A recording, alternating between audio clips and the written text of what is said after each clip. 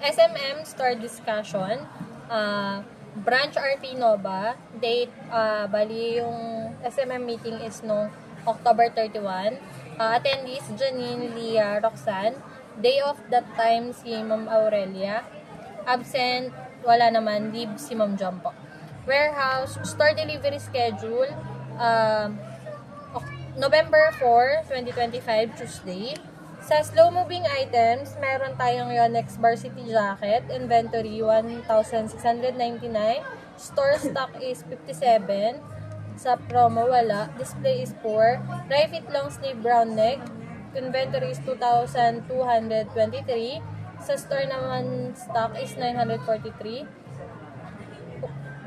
Display is 4. Kit parka jacket, 2,201. Store stock is 65. Display is 4. Memo pad set, 2,038. Display is good. Crystal plaque is 295. Store stock is 187. Good. Inflatable neck pillow, 851. Inventory. Store stock is 294. Good. Sa website naman, may new pages tayo na scrub suit, clearance sales, recognition page, and Christmas page. Sa ROM naman, may bagong save reply na square memo pad with sticky notes, crystal plaque, at saka inflatable pillow. Sa ads and promo, meron tayong Christmas brochure.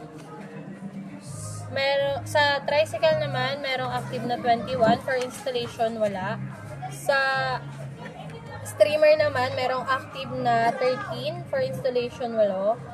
Sticker naman, merong active na 70. For installation, wala.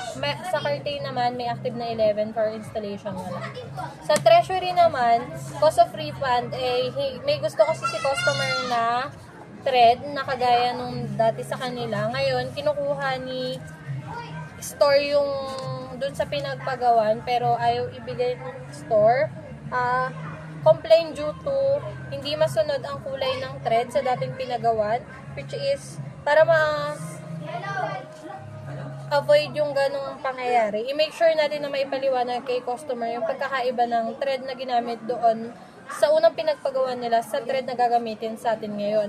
Explain din natin kung paano nila kung paano magiging kahalintulad kahit papano nung naunang pinagawan nila doon sa ibang store sa thread na meron tayo.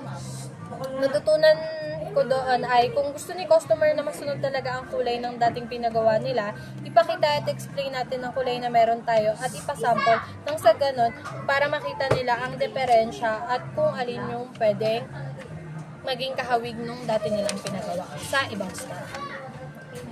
Sa garments and consumable naman, tapos na. Yun lang.